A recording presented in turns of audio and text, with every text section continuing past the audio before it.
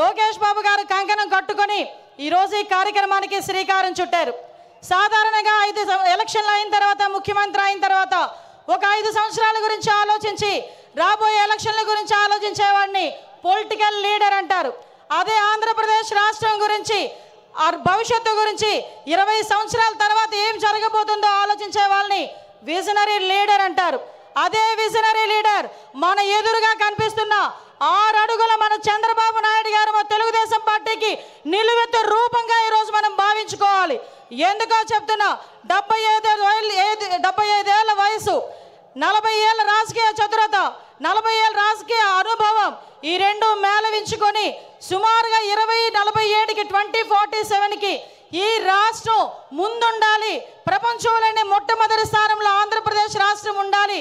మేము ఉన్నా లేకపోయినా మన బిడ్డల గురించి, మన భవిష్యత్తు తరాల గురించి ఆలోచించిన ఏకైక నాయకుడు ప్రపంచంలో ఎవరైనా ఉన్నారంటే మనం గర్వంగా కాలు రెగరేసుకొని చెప్పుకోవచ్చు, నా నాయకుడు ఉన్నాడు, చంద్రబాబు నాయుడు గారు ఉన్నారు అని. ఆ చంద్రబాబు నాయుడు గారికి వేదిక సాక్షిగా నమస్కారాలు, ధన్యవాదాలు తెలియజేసుకుంటూ, ఈరోజు గత 5 సంవత్సరాలు కూడా వ్యవస్థలని నిర్వీర్యమైపోయి ఉపాధి అవకాశాలు లేక, ఉద్యోగ అవకాశాలు లేక మొత్తం యువత అంతా కూడా తప్పుదారి పట్టి, గాంజా మార్గాన్ని బట్టి ఉపాధి అవకాశాలు లేక అల్లాడుతుంటే ఆ యువతకి ఒక మార్గదర్శకం ఇవ్వాలి అని చెప్పి ఆ రోజుల్లో రౌడీ రాజకీయాలు జరిగే పరిస్థితుల్లో, సైకోల్ పాలన పరిపాలించే పరిస్థితుల్లో ఆ రోజు ఒక్కగానొక్క బిడ్డ ఈరోజు రోడ్డు మీదకి వచ్చి అవమానాలు ఎదుర్కొన్నాడు, అపహేళనలు ఎదుర్కొన్నాడు. ఒక పక్క తల్లిని అవమానించారు, ఒక పక్క తండ్రిని జైలుకి పంపించారు. అయినప్పటికీ కూడా మొక్కవోని ధైర్యంతో నా కార్యకర్తలు నా వెంబడున్నారు, నేను పూర్తి చేయగలనని సుమారుగా 9 నెలల కాలంలోనే ఈ రాష్ట్రంలోని తెలుగుదేశం పార్టీకి పునరుద్ధేశం తీసుకొచ్చిన నా సోదరుడు, మానవవనరుల శాఖ మంత్రులు గౌరవనీయులు నారా లోకేష్ గారికి ప్రత్యేకంగా ధన్యవాదాలు, నమస్కారాలు తెలియజేసుకుంటూ, ఈరోజు రాష్ట్ర పార్టీ అధ్యక్షులు పల్లా శ్రీనివాసరావు గారికి, అదేవిధంగా వేదిక నిర్వహించిన సహచర మంత్రివర్యులకి, ఎమ్మెల్యేలకి, ఎమ్మెల్సీలకి అందరికీ కూడా పేరు పేరున, వేదిక నిర్వహించిన పెద్దలందరికీ కూడా పేరు పేరున నమస్కారాలు, ధన్యవాదాలు తెలియజేసుకుంటూ, సాధారణంగా ఈ మహానాడు అయితేనే మహానాడు ముందు రోజు కూడా చాలా వర్షం పడింది. వర్షం పడితే చాలామంది లోపల తీన్మా డ్యాన్సులు వేసుకున్నారు అవతల పార్టీ వాళ్ళు. ఈ మహానాడు ఎలా అవుతుందో చూద్దాం, ఈ మహానాడు ఎలా అవుతుందో చూద్దామని. ఒక్కటి మాత్రం నిజం, ఆ మహానుభావుడు చంద్రబాబు నాయుడు గారి సంకల్ప బలం ముందు అన్నీది కూడా దిగదుడిపోయి, ప్రకృతి కూడా ఈరోజు మనకి సహకరించి 3 గంటల టైంలో ఇంత చల్లగా మనందరినీ కూడా ఇక్కడ ఆశీర్వదించిందంటే ప్రకృతి, ఈరోజు ఇది కూడా ఒక శుభ సూచకంగా దేవుని స్క్రిప్ట్ కింద భావించాల్సిన పరిస్థితి. గత 5 సంవత్సరాలు చూసాం, విధ్వంసంతో స్టార్ట్ అయింది, ప్రజావేదిక విధ్వంసంతో స్టార్ట్ అయింది, అనేక కేసులు పెట్టించుకున్నాం, అనేక రకాల జైళ్ళకి వెళ్ళాం, అభివృద్ధిలో శూన్యమైపోయింది, 20 సంవత్సరాలు వెనక్కి వెళ్ళింది.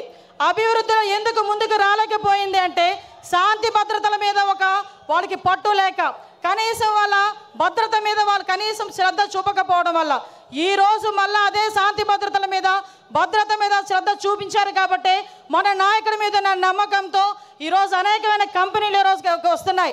ఇంతకుముందు రాయలసీమ గురించి, ఫ్యాక్షనిజం గురించి మాట్లాడుకునే పరిస్థితి నుంచి ఈరోజు ఉపాధి అవకాశాలు, ఫ్యాక్షన్లోని చాలామంది ప్రాణాలు కోల్పోతూ ఉంటే అటువంటి వాళ్ళు ప్రాణాలు కోల్పోకూడదని ఫ్యాక్షనిజాన్ని సమూలంగా ఆ రోజు నాశనం చేసి ఈరోజు అదే కత్తి పట్టిన చేత్తోనే ఉపాధి అవకాశాలు కల్పించిన పరిస్థితి. ఈరోజు రాయలసీమలో ఉన్న ప్రతి మహిళ కూడా ఇంట్లోని చంద్రబాబు నాయుడు గారు బొమ్మ పెట్టుకోవాలి. ఎందుకనంటే ఏ రోజైనా కత్తి పట్టిన మగవాడు బయటికి వెళ్తే మళ్ళీ తిరిగి ప్రాణాలతో వస్తాడో రాడో తెలియని పరిస్థితి నుంచి ఈ రోజు నా భర్త క్షేమంగా వస్తాడు, తిరిగి డబ్బులు తీసుకొని వస్తాడని ధైర్యంగా ఉండే పరిస్థితిని ఈరోజు తీసుకొచ్చాం. ఇంతకుముందు రాయలసీమ అంటే మనకి చేతిలో కత్తులు, కటార్లు, బాంబులు వినిపించేవి. కానీ ఈరోజు రాయలసీమ అంటే ఒక కియా, రాయలసీమ అంటే ఒక శ్రీ సిటీ, రాయలసీమ అంటే ఒక హీరో కంపెనీ, ఇలాంటి కంపెనీలు అనేకం కనిపించే పరిస్థితి ఈరోజు మనందరికీ కూడా కనిపించే పరిస్థితి కనిపిస్తూ ఉంది. నేను ఒకటే చెప్తున్నా, నిన్న ఒకే ఒక విషయం చెప్పి ముగిస్తా, పెద్దలందరూ ఉన్నారు.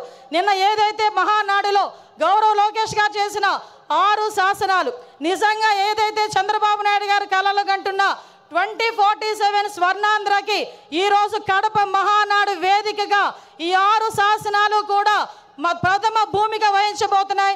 ఇవే పునాది కాగబోతున్నాయి. ఈ కార్యకర్తలే అధినేత అని చెప్పిన పరిస్థితి ప్రపంచంలో ఏ పార్టీకి లేదు.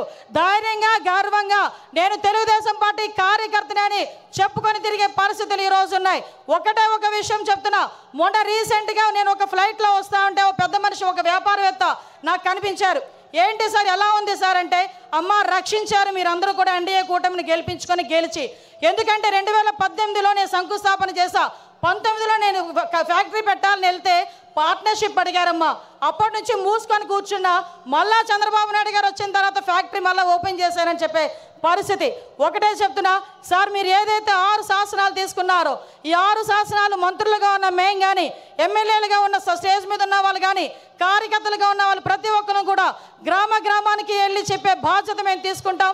మీరు కలలుగన్న 2047 విజన్ ఏదైతే ఉందో ఆ విజన్ని పరిపూర్ణంగా ముందుకు తీసుకెళ్లే విధంగా, మరీ ముఖ్యంగా గుంట నక్కలు చేరకుండా ఉండే బాధ్యత కూడా కార్యకర్తలుగా మనందరం కూడా తీసుకోవాల్సిన బాధ్యత ఉంది.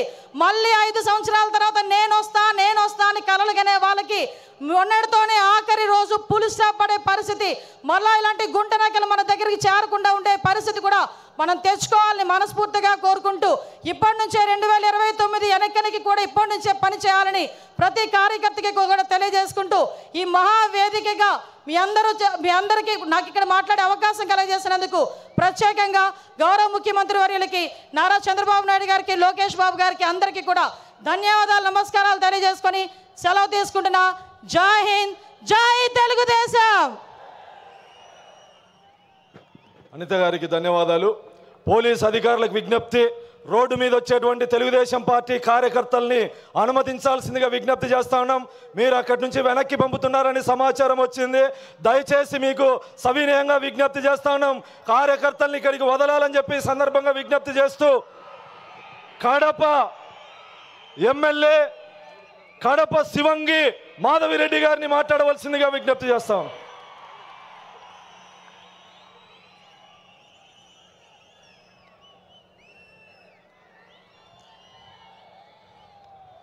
తిరుమలేసుని తొలి గడపైన కడపలో ఈ తెలుగుదేశం పార్టీ పెద్ద పండుగ మహానాడు 2025 జరగడం అనేది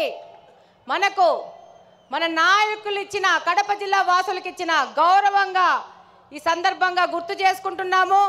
ఈ కార్యక్రమానికి వచ్చిన మన పూజ్యులు, గౌరవనీయులు, తండ్రి సమానులు, అధ్యక్షులు గౌరవ ముఖ్యమంత్రి గారికి, అలానే పార్టీ జాతీయ ప్రధాన కార్యదర్శి శ్రీ నారా లోకేష్ గారికి, అలాగనే తెలుగుదేశం పార్టీ అధ్యక్షులు పల్లా శ్రీనివాసరావు గారికి, మరియు తెలుగు రాష్ట్రాల నలుమూల నుండి వచ్చిన గౌరవ మంత్రివర్యులు, ఎంపీలు, ఎమ్మెల్సీలు, ఎమ్మెల్యేలు, అన్ని జిల్లాల అధ్యక్షులు, ఇన్ఛార్జీలు, అలాగనే నాయకులు, కార్యకర్తలు, ముఖ్యంగా